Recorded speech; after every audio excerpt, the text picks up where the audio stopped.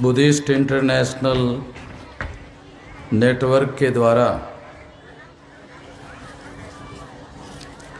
आज तीसरा राज्य अधिवेशन पवनी शहर में, हिस्टोरिकल पवनी शहर में हो रहा है और बहुत बड़े पैमाने पर हो रहा है और बहुत बड़ी संख्या में आप लोग संभवतः सारे महाराष्ट्र से यहाँ आए हुए हैं।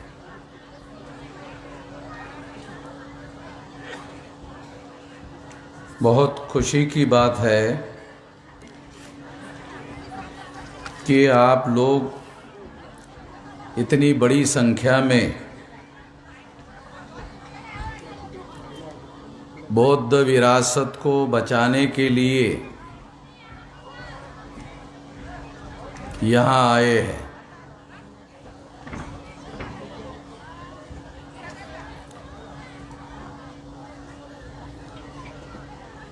अभी 14 अक्टूबर 1956 को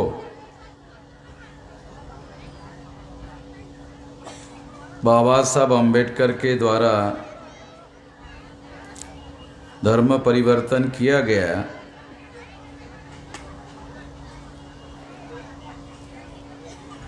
तो बहुत समय हो गया है। जब 50 साल हो गए थे तो मैंने नागपुर में कार्यक्रम आयोजित किया था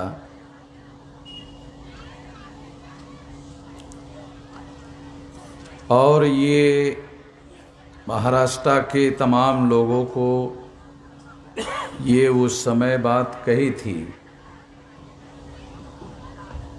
कि 50 साल का समय निश्चित रूप से इतना समय माना जा सकता है कि हम समीक्षा कर ले अपने कार्यों की कि हमने 50 साल में जो बाबा साहब अम्बेडकर के द्वारा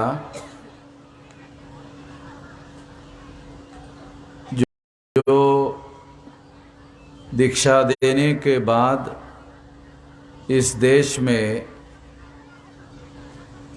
जो वो आंदोलन चलाना चाहते थे, उस आंदोलन को आगे बढ़ाने के लिए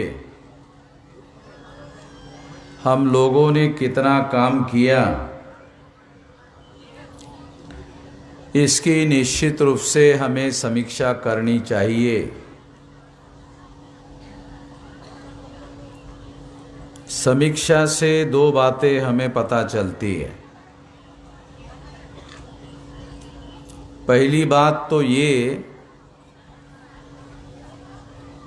कि समीक्षा से हमें अपनी कमियां, खामियां, कमजोरियां क्या है उसका पता चलता है और दूसरी बात पता चलती है कि हमने अपने लिए जो लक्ष्य निर्धारित किया था, जो उद्देश्य निर्धारित किया था, वो पूरा करने के लिए हमने कितना काम किया और उसमें कितनी सफलता अर्जित की, कितनी सफलता हासिल की। दो बातों की जानकारी समीक्षा में उपलब्ध होती है। जिन लोगों को सामूहिक रूप से आगे बढ़ना होता है,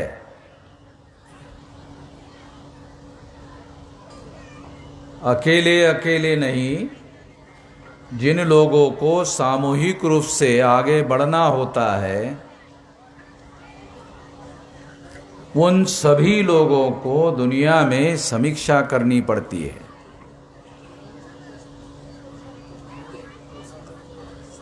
मगर समीक्षा वो लोग कर सकते हैं जो कुछ करने के लिए लक्ष्य निर्धारित करते हैं। जो लोग करने के लिए कोई लक्ष्य निर्धारित नहीं करते, वो लोग समीक्षा नहीं करते, न कर सकते।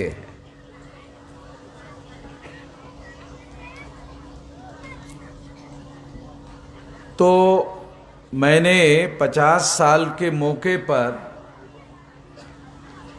ये कहा था कि जो बुद्धिस्ट आंदोलन चलाने वाले लोग हैं उनको ये करना चाहिए।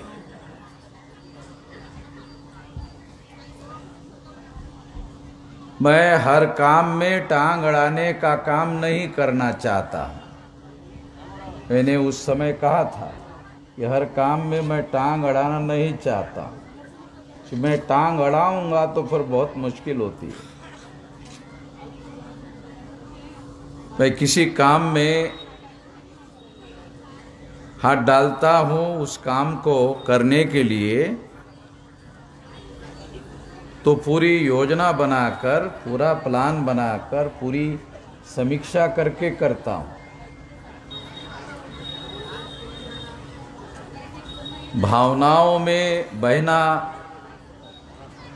ये आम लोगों का काम है। आम लोग भावनाओं में बह सकते हैं। जो नेतृत्व करने वाले लोग होते हैं उन लोगों की जिम्मेदारी भावनाओं में बहने की नहीं होती है। नेतृत्व करने वाले लोगों को लक्ष्य निर्धारित करके उस लक्ष्य को पूरा करने के लिए लोगों का साथ लेना होता है और लोगों का साथ लेकर फिर मंजिल तक आगे बढ़ना पड़ता है। ये काम नेतृत्व करने वाले लोगों की जिम्मेदारी होती है। मगर इसके बावजूद भी लोगों ने कुछ नहीं किया, और नहीं किया इसलिए फिर मुझे ऐसा लगा कि अब ये लोग कोई इसको करने वाले है नहीं है। किसी को कुछ समझ में नहीं आ रहा है किया क्या जाए, क्या करने से क्या होगा, ये लोगों को समझ में नहीं आ रहा है।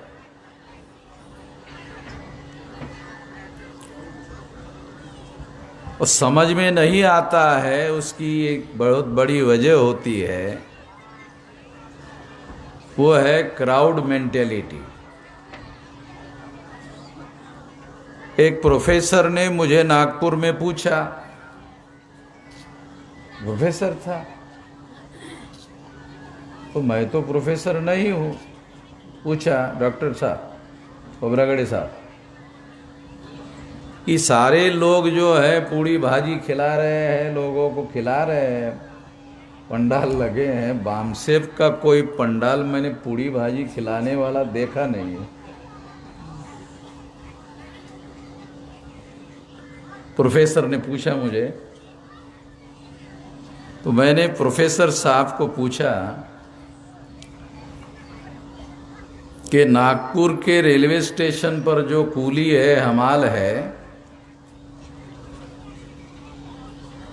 उनमें और प्रोफेसर में फर्क होता है क्या? कहा क्या तो बहुत फर्क होता है, तो बहुत फर्क होता है। तो कूली लोगों ने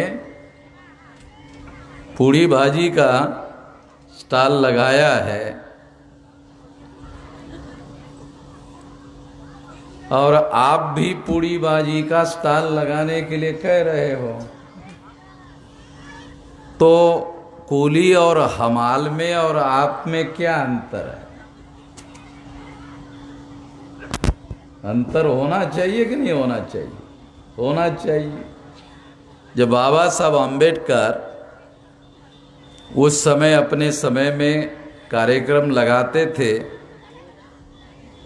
तो कोई भी पूड़ी भाजी लगाने वाला, स्टॉल लगाने वाला आदमी नहीं होता था। लोग 2-2, 3-3 दिन की रोटियां अपने घर से बनाकर और उसमें प्याज जो है या हरे मिर्ची का ठेचा बोलते हैं ना बेटे, पता नहीं आप लोग, पता है कि मैं तो देहाती आदमी हूँ, बड़ा शहरों का आदमी तो हूँ नहीं मैं, तो वो लेकर के चलते थे और 2-2 3-3 दिन का बांध कर लेके जाते थे और उसको लेकर के करते थे और कहीं लाइन में नहीं लगते थे और अपना काम चलाते थे। ये जो स्वावलंबन है, पूड़ी भाजी साली 2 देते हो, 4 भी नहीं देते हो, और खीर जो है वो कम देते हो और पानी खीर के नाम पर देते रहते हो, मगर खीर रहती है, नाम तो खीर रहती है। तो मैं ये कहना चाहता हूँ, ये उदाहरण इसलिए आप लोगों को दे रहा हूँ कि हमारे जो बौद्धिक लोग हैं, जिन लोगों को बौद्धिक काम करना चाहिए, दिमाग का काम करना चाहिए, जिन लोगों को शारीरिक काम करना चाहिए उनको शारीरिक काम करना चाहिए, जिनको दिमाग का काम करना चाहिए उनको दिमाग का काम करना चाहिए, और सारे लोग अगर क्राउड मेंटेलिटी के हो गए कि जय क्राउड कर रहा है वैसा कर ले, तो फिर जो है ये ऐसा होता है। इसलिए हम लोग समस्याओं में घिरे हुए हैं और हम अपनी कोई विरासत बचाने का काम कैसे कर सकते हैं इसके बारे में सोच विचार नहीं कर पा रहे हैं कि कैसे बचा सकते। जो संविधान में हमारे अधिकार हैं, जैसे एक विरासत है वैसे संविधान में हमारे अधिकार है, उसको कैसे बचाया जाए, ये भी एक बहुत बड़ी समस्या है। क्योंकि यहाँ मैं थोड़ा लेट आया, मगर यहाँ जो सुना कि लोगों के पास समस्याएं है, जो थोड़ा मैंने सुना कि लोगों के पास समस्याएं है, और कितनी समस्याएं हैं, समस्याओं का संचय है, केवल समस्याएं नहीं है, समस्याओं का संचय है। मराठीमध्ये आपण ढीग ढीग म्हणतो ना, ढीग, तो समस्याओं का संचय है, समाधान दूर दूर तक दिखाई नहीं देता। और समाधान के बारे में जो हमारे बौद्धिक लोग हैं वो बोलते हुए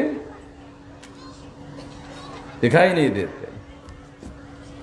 जो सबसे ज़्यादा ज़रूरी बात है, मैं सुनते रहता हूँ, हर जगह जाते रहता हूँ, तो मुझे ये बात 100% नदारत रहती हर जगह। अरे ठीक है भाई, ये समस्या है, अगर समस्या को आप रिपीटेडली बोलते रहोगे तो इसको कहा जा सकता है कि आप अपनी समस्याओं का रोना रो रहे हो। रिपीटेडली अगर कहते हो तो रोना रो रहे हो।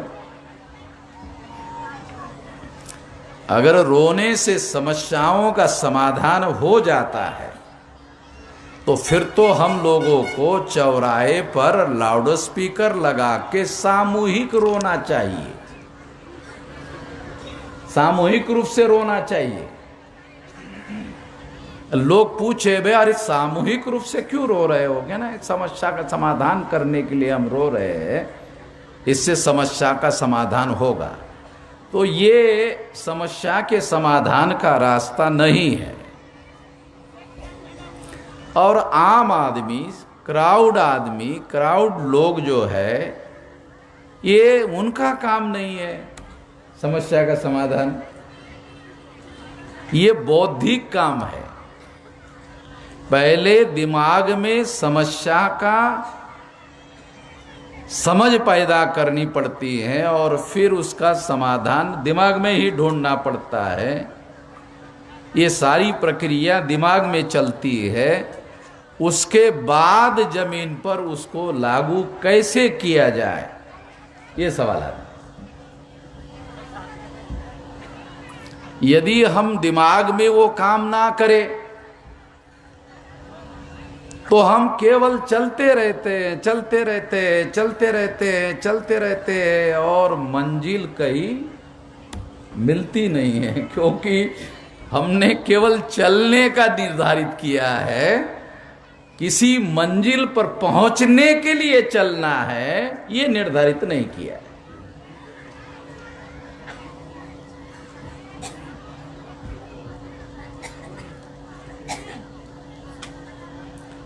एक कवि था, उसने कविता लिखी, तो मैंने कविता सुनी। मराठी में हमारे लोग कविता लिखते रहते हैं बहुत ज़्यादा। उसने लिखा, कळल्या दिशा न जानना ठाऊक मार्ग नाही, कळल्या दिशा न जानना ठाऊक मार्ग नाही, दुर्दैव आमचे ते नेते बनून आले।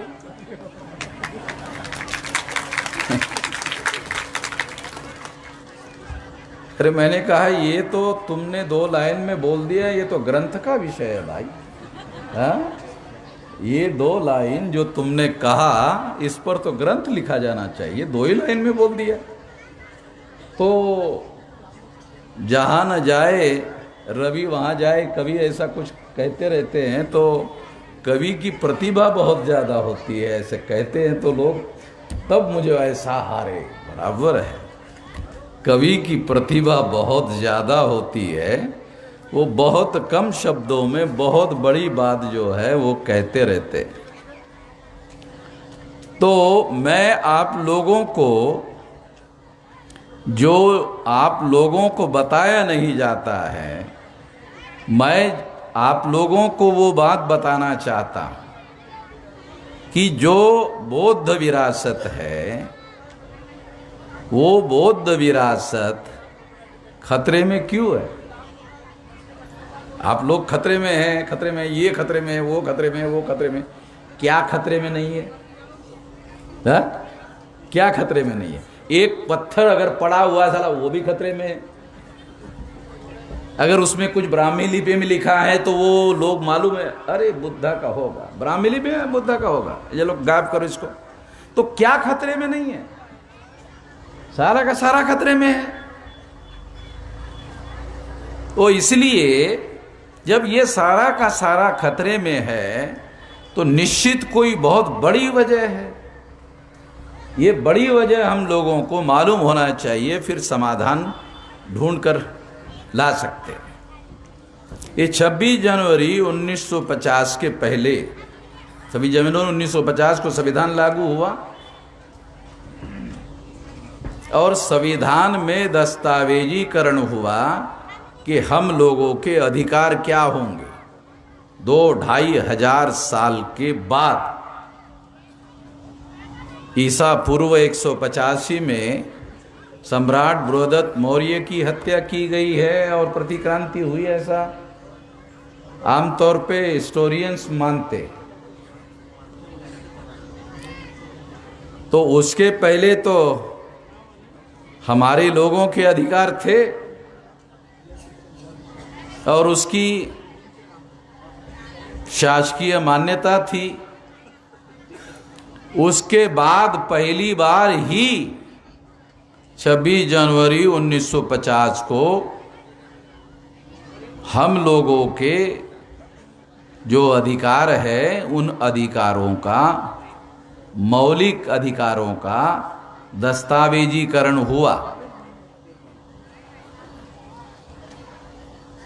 तो ये जो मौलिक दस्तावेजीकरण हुआ, उसमें हम लोगों को बहुत सारे अधिकार मिले, जिसके बारे में हमारे लोगों को जानकारी होनी चाहिए।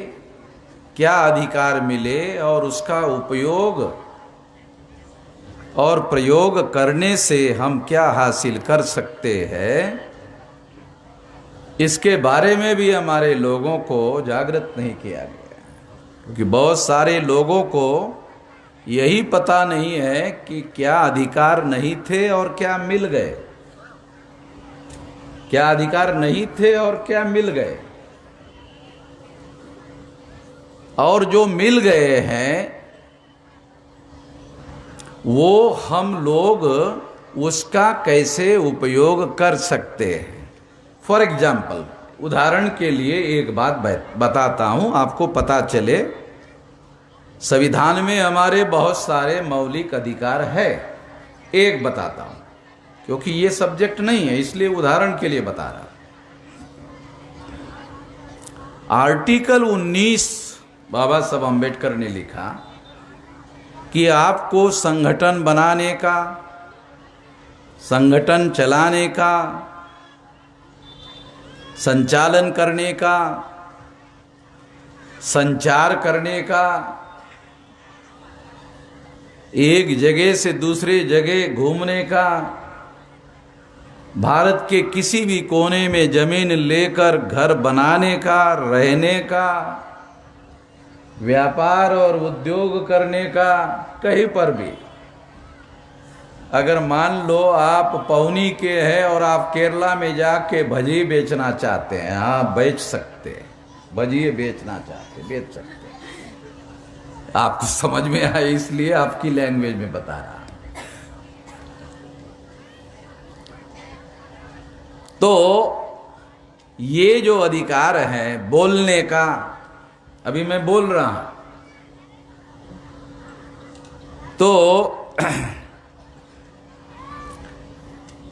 तो बोलने का जो अधिकार है जिसके आधार पर मैं बोलता हूं, तो बहुत सारे लोग बाद में बोलने के बाद मेरे पास आते हैं, कहते हैं कि जो बोल रहे हो उसकी वजह से आपको डर नहीं लगता?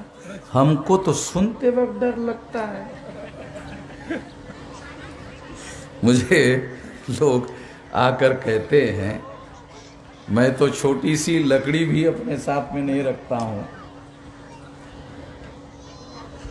तो जो करेज है, जो हौसला है, जो हिम्मत है, वो कन्विक्शन से आता है। करेज का मतलब है हौसला, हिम्मत, और कन्विक्शन जो अंग्रेजी शब्द है उसका मतलब है अपने सिद्धांतों पर अडिग विश्वास।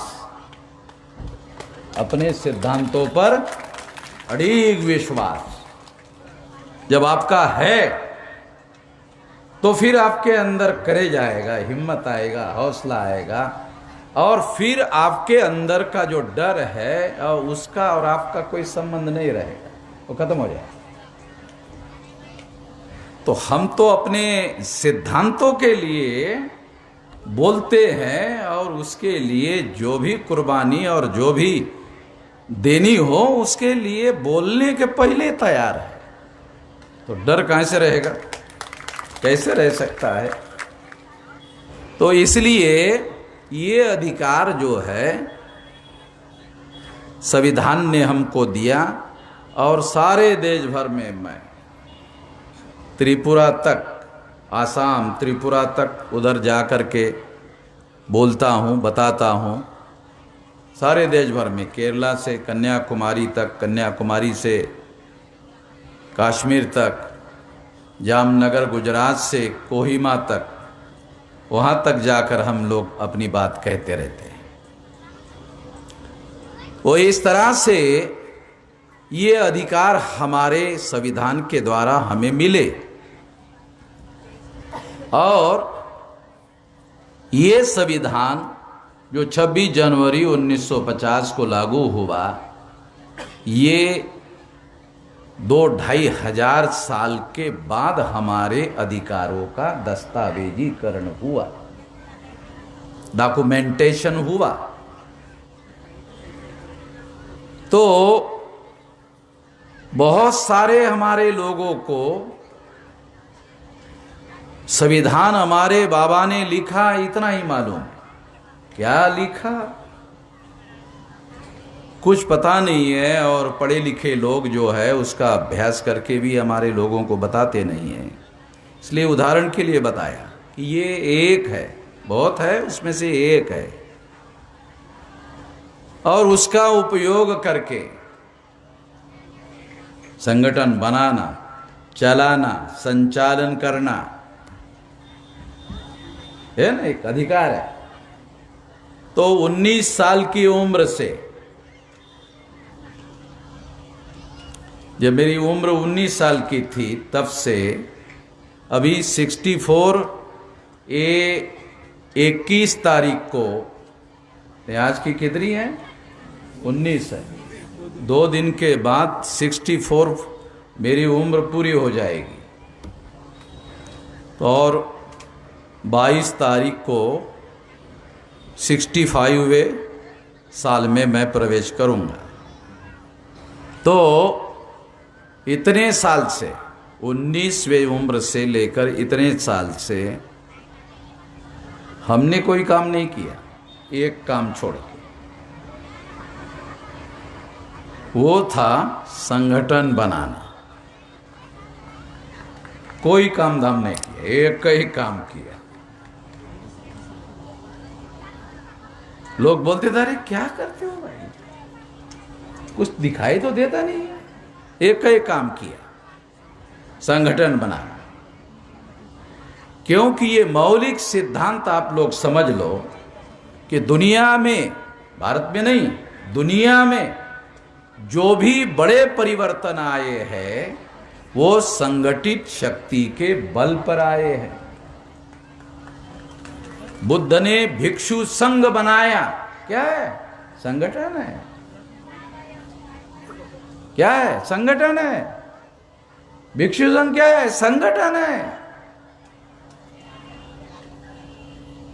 जो त्रिरत्न है, बुद्ध, धम्म और संघ, संगठन को एक रत्न माना बुद्ध ने। बराबर है खोबराड़े साहब? क्योंकि मैं पंडित आदमी नहीं हूं, प्रचारक आदमी हूं, इसलिए पंडितों से पूछना बहुत जरूरी होता है।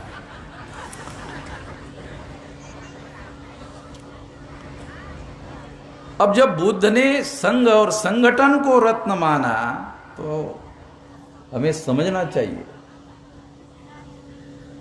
तो 19 साल की उम्र से 64 साल तक एक संगठित शक्ति निर्माण करने का काम किया, और करने का काम करने के बाद, क्योंकि आप बुद्ध विरासत बचाना चाहते हैं इसलिए बता रहा हूं। और एक ध्यान रखना, नहीं तो आप बोले, अरे आदमी क्या बोल रहा है यार, बुद्ध पर कुछ बोल नहीं रहा है। जो पवनी में आए हैं तो वो पत्थरों के बारे में कुछ नहीं बोल रहे हैं, पत्थरों में जो लिखा हुआ है उसके बारे में भी कुछ नहीं बोल रहे हैं। वो एक पत्थर नहीं है, सारे देश भर में हमारी विरासत फैली हुई है। मैं सबके बारे में बता रहा हूं, उसको बचाना है, उसके बारे में बता रहा हूं, ये कैसे बचाया जा सकता है। आप लोगों के पास समस्या है, मेरे पास समाधान है, समाधान बता रहा हूं। तो 19 साल की उम्र से 64 साल तक संगठन बनाने का काम किया, संगठित शक्ति का काम किया, बनाने का काम किया। और 5 मार्च 2019 को 13 पॉइंट रोस्टर के विरोध में 200 पॉइंट रोस्टर लागू होना चाहिए, इसके लिए भारत बंद किया। भारत बंद हो गया। बंद होने के बाद संसद में नरेंद्र मोदी, जो सबसे ज्यादा अकड़ू आदमी है, संसद में उसने संविधान संशोधन प्रस्तुत किया और 13 पॉइंट रोस्टर रद्द किया, 200 पॉइंट रोस्टर लागू किया। जब भारत बंद किया तो रिकॉर्डेड बातें बोल रहे हो, काल्पनिक बातें नहीं बता रहा। नहीं तो कुछ लोगों को लगेगा, अरे काल्पनिक बात बता रहे हो। काल्पनिक बातें नहीं बोल रहा हूं। 29 जनवरी 2020 को सीएए के विरोध में भारत बंद किया। उसके पहले नरेंद्र मोदी और अमित शाह डेली क्या बोलता था, CAA CAA CAA CAA CAA, daily बोलता था। दोनों और भी बहुत सारे लोग बोलते थे। जब 29 जनवरी 2020 को सीएए के विरोध में भारत बंद किया अभी बोलते हैं, बोलते हैं, अभी बोलते हैं, बंद है, सीएए बंद है, बोलना ही बंद है। जानते हो क्यों? जब हमने सीए के विरोध में भारत बंद किया संगठित शक्ति के बल पर, क्योंकि आपको बौद्ध विरासत बचाना है ना, इसलिए बता रहा हूं। हाँ,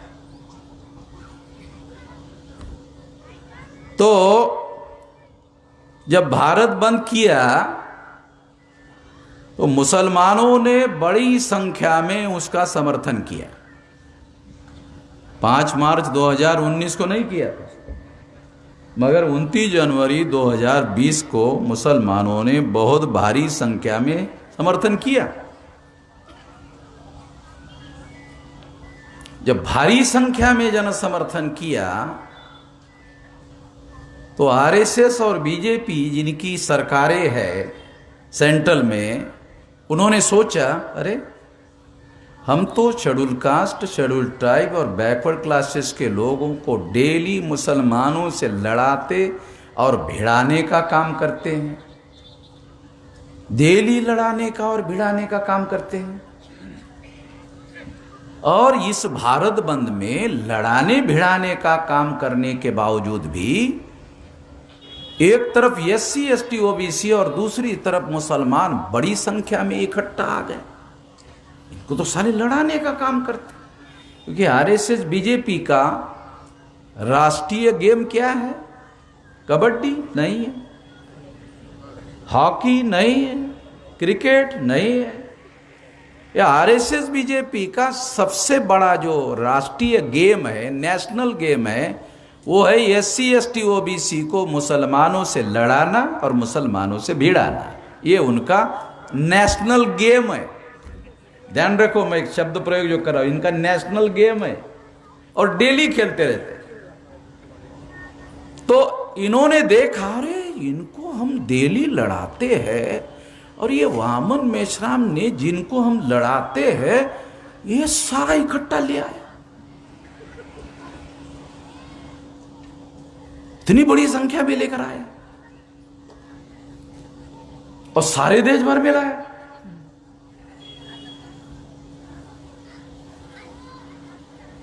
जब उन्होंने समीक्षा की कि ये सीएए के विरोध में इकट्ठा किया, और सीएए तो वामन मेश्राम का मुद्दा नहीं है, सीएए आरएसएस और बीजेपी का मुद्दा है। अरे हमने ही वामन मेश्राम को मुद्दा दिया, मुद्दा है नहीं वामन मेश्राम का, ये मुद्दा हमने वामन मेश्राम को दिया।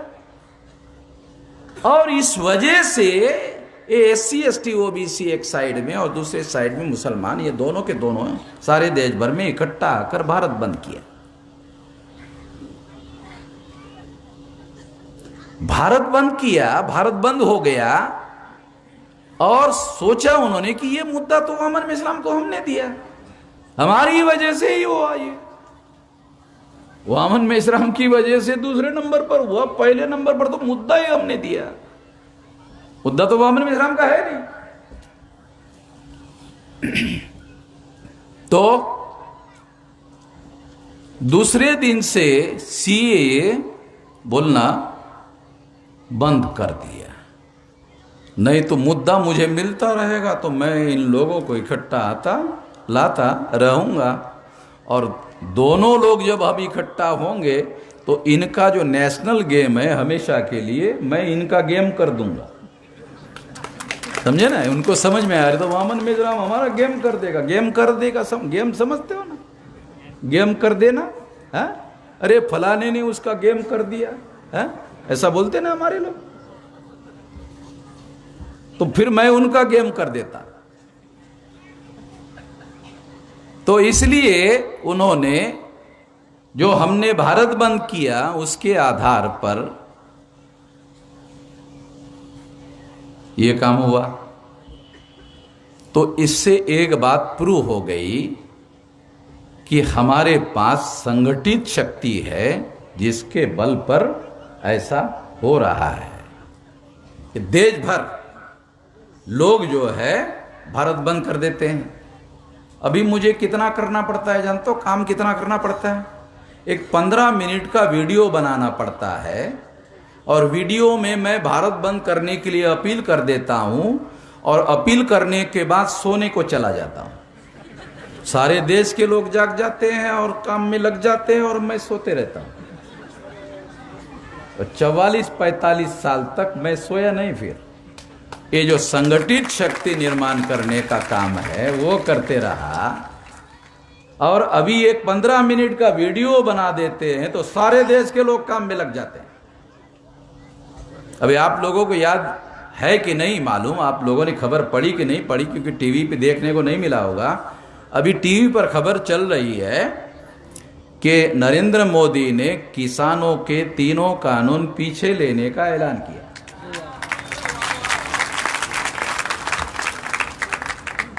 दस दिसंबर को भारत बंद किया था, उसमें किसान का मुद्दा था।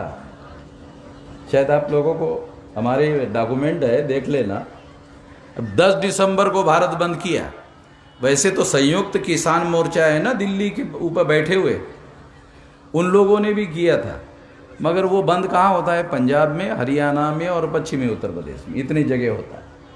मगर मोदी जी को मालूम है कि वामन मेश्राम का भारत बंद बोले तो भारत बंद होता है, केवल किसी राज्य में नहीं होता है, वो सारे देश भर में होता है। और अगर ऐसा हुआ तो इन लोगों का संगठन गांव-गांव में, किसानों में भी फैल जाएगा। मैं 2 दिन पहले मेरे कमरे में मीटिंग कर रहा था और मुझे पता नहीं, ऐसा लगा कि अभी कुछ दिन में ये अनाउंस हो सकता है कि ये किसान के कानून जो है पीछे लिए नहीं की। कुछ बातों कभी कभी मुझे आंख लगाकर दिखाई देता है। तो भाई ये उदाहरण इसलिए आपको दे रहा हूं कि बौद्ध विरासत को बचाने के लिए भी जो संगठित शक्ति हमारे पास है उसका हम उपयोग कर सकते हैं, उसका भी उपयोग कर सकते हैं और राष्ट्रव्यापी कर सकते हैं। क्योंकि ये जो आप लोगों की बातें सुनने के बाद और मेरे पास जो डाटा अवेलेबल है उसके आधार पर ये मामला पौनी का नहीं है, ये एक राज्य का नहीं है या एक जगह का नहीं है, ये सारे देश का है।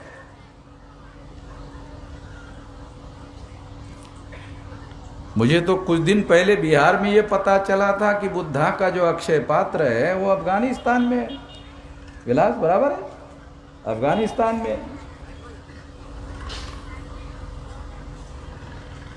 अगर वो अफगानिस्तान में है तो उन लोगों का क्या मतलब है भाई? वो अब हमें दे दे, इसके लिए भी कुछ करना होगा।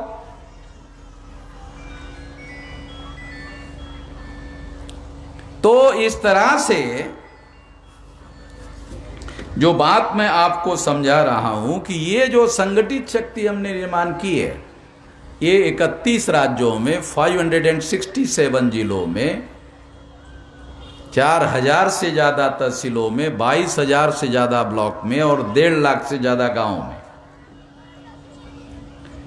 तो बुद्धिस्ट इंटरनेशनल नेटवर्क को भी सारे देश भर में संगठन बनाना चाहिए। आप लोगों को हमसे जितनी जगह बामसेफ है उतने जगह बुद्धिस्ट इंटरनेशनल नेटवर्क को संगठन बनाना है।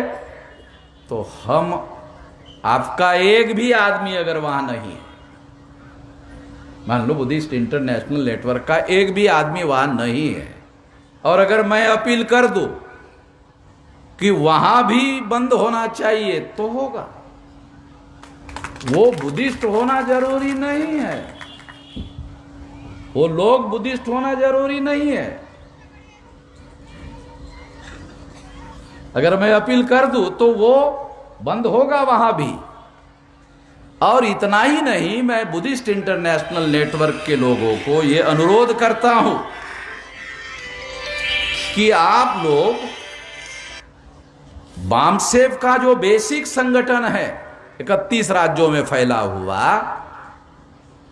उसके सहारे से बुद्धिस्ट इंटरनेशनल नेटवर्क खड़ा करो। आपका एक भी आदमी नहीं वहां जाके आपको यूनिट बनाना है तो मैं एड्रेस दूंगा, टेलीफोन दूंगा, हाँ जाओ उसके घर में जाओ, उसको बोलो बामसेफ का काम करने के लिए नहीं आया हूं, बुद्धिस्ट इंटरनेशनल नेटवर्क का काम करने के लिए आया हूं।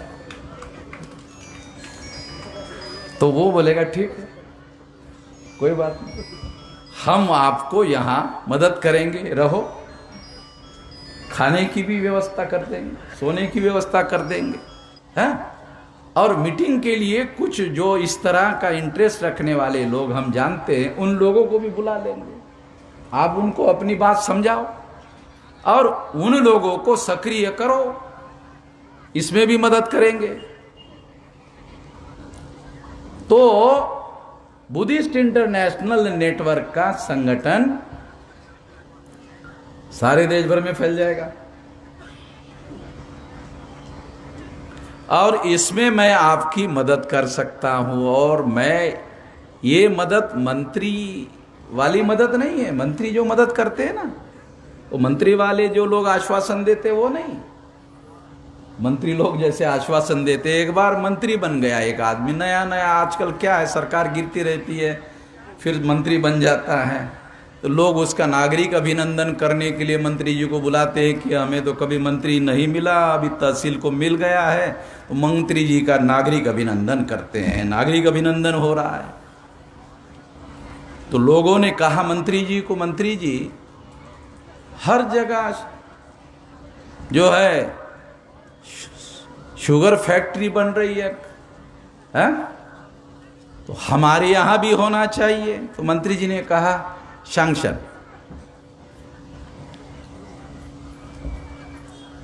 तो अब शुगर कारखाना सैंक्शन हो गया तो आपको गन्ना की फसल जो है अपने खेती में लगाना चाहिए। लोगों को कहा गन्ना लगा रहा हो तभी तो शुगर फैक्ट्री होगी ना, गन्ना ही नहीं होगा साला शुगर फैक्ट्री कहां से होगी।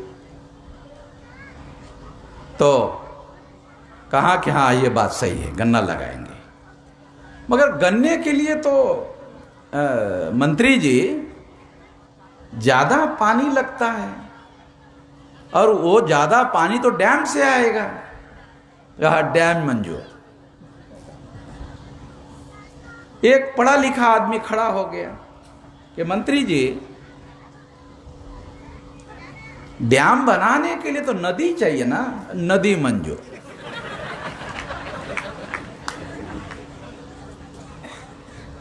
क्या कि अपने तहसील में नदी नहीं है, हाँ इसीलिए नदी मंजूर। अब करना तो है नहीं। तो मैं जो आपको आश्वासन दे रहा हूं वो मंत्री का आश्वासन नहीं है जैसे मंत्री देते। मैं आपको टेलीफोन नंबर दूंगा, बस उतना ही पर्याप्त है, टेलीफोन पर जाओ तो आपको आदमी मिल जाएगा और आपको बैठने रहने खाने पीने की व्यवस्था हो जाएगी। देश के किसी भी रेलवे स्टेशन पर जाके आप अगर नाश्ता खाना बुलाना चाहते हो तो आ जाएगा। पहले हमको पानी के लिए भी लोग नहीं पूछते थे,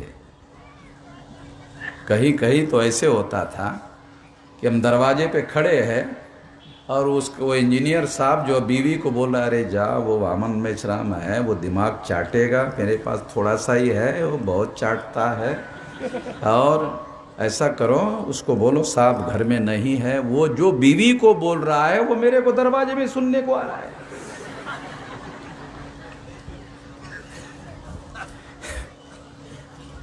तो हम लोग ऐसे आसानी से ये काम नहीं किए हैं, बहुत ज़्यादा मुश्किलों से इतना बड़ा संगठन बनाए हैं। तो ये बुद्धिस्ट इंटरनेशनल नेटवर्क का संगठन बनाने के लिए देश भर में आप लोगों को हर प्रकार की मदद करेंगे। और फिर जो संगठन है हमारा उसके साथ मिलकर बुद्ध विरासत बचाने के लिए आंदोलन करेंगे और उस आंदोलन में पूरी ताकत से आप लोगों का साथ सहयोग पूरे शक्ति के साथ करेंगे। तो इस तरह से ये काम हम करेंगे। तो इससे क्या होगा, इससे जो सरकार, क्योंकि ये जो नुकसान ये जो हो रहा है ना, ये इसमें सरकारें शामिल है। आप लोगों को पता है कि नहीं मालूम नहीं, मगर इसमें सरकारें शामिल है, क्योंकि जो पुरातत्व विभाग के जो डायरेक्टर है वो सरकार अपॉइंट करते हैं, और वो पुरातत्व विभाग के लोगों के नियंत्रण में कानून बना हुआ है, फिर भी वो करते नहीं हैं। तो सरकार के इशारे पर ये सब कुछ होता रहता है। इसलिए उनके सामने संकट खड़ा करना होगा, और ये संकट खड़ा करने की स्थिति में अब हम पहुंच गए हैं। अब केंद्र सरकार को, नरेंद्र मोदी को 28 ओबीसी के मंत्री बनाने पड़े, 12 शेड्यूल कास्ट के मंत्री बनाने पड़े, 8 आदिवासियों के मंत्री बनाने पड़े, और इसके पहले कभी भी ऐसा नहीं हुआ। और डेली मैं ही SC ST OBC की बात करता हूं, कोई अपोजिशन पार्टी का आदमी SC ST OBC की बात नहीं करता है, मैं ही करता हूं। तो इसका मतलब यह है कि SC ST OBC के जो इतने सारे मंत्री बनाए गए हैं, वो हम लोगों ने जो देश भर में जागरण किया, उसके बदौलत उसको काउंटर करने के लिए किया। काशीराम जी ने चमचा एज नाम का किताब लिखा, उसमें लिखा कि जब किसी समाज का आंदोलन शक्तिशाली हो जाता है, ताकतवर हो जाता है, तो चमचों की मांग बहुत ज्यादा बढ़ जाती है। ये चमचा एज किताब में लिखा हुआ है। तो ये जो मांग बढ़ रही है, ये मांग भी सिद्ध करती है कि हम लोगों की संगठित शक्ति बहुत ज़्यादा बढ़ गई है। मैं बुद्धिस्ट इंटरनेशनल नेटवर्क के इस राज्य अधिवेशन में आप लोगों को अनुरोध करता हूं कि महाराष्ट्र में बुद्धिस्ट इंटरनेशनल नेटवर्क के जो कुछ ठेकेदार लोग हैं बुद्धिस्ट लोगों के, तो वो ठेकेदारों को ये भी पता नहीं कि बाबा साहब आम्बेडकर ने जो संविधान लिखा बुद्धिस्ट सोसाइटी ऑफ इंडिया का, उसका ऑब्जेक्टिव क्या है वो भी पता नहीं उनको। बराबर है विलास? पता ही नहीं है उनको, क्योंकि उनसे उनको कोई लेना देना नहीं है। तो वो सब हम जानते हैं और हम उसको कर सकते हैं। तो इसलिए अब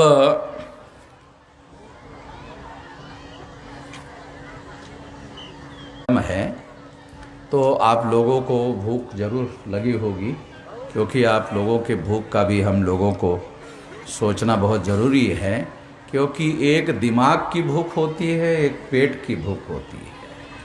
तो अब दिमाग का खुराक तो मैंने दे दिया है, अभी आपके पेट के खुराक के बारे में मैं आपके बीच में नहीं आना चाहता हूँ। इतना कहकर कि अभी ये जो बौद्ध विरासत बचाने का जो मामला है, अब ये केवल आप लोगों का मामला नहीं है, अब ये मेरा भी मामला है।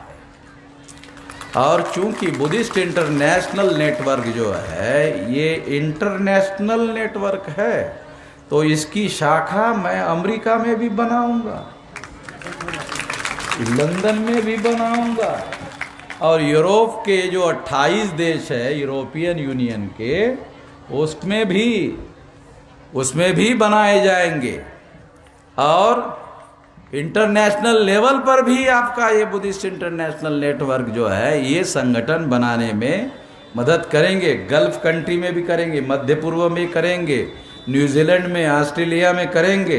ये सारे देशों में हमारा संगठन है, वहाँ आप लोगों को ये संगठन की शाखाएं बनाने में मदद करेंगे। और जो बुद्धिस्ट देश है, बुद्धिस्ट देशों के द्वारा जो काम होना चाहिए, जो नहीं हो रहा है, उसकी एक अलग रणनीति बनाई जाएगी। इसके बारे में मैं सार्वजनिक रूप से अभी नहीं बोलना चाहता हूँ, क्योंकि अभी बोलना उचित नहीं है, उस पर अमल करना जरूरी है। इतना ही कहना चाहता हूँ। धन्यवाद।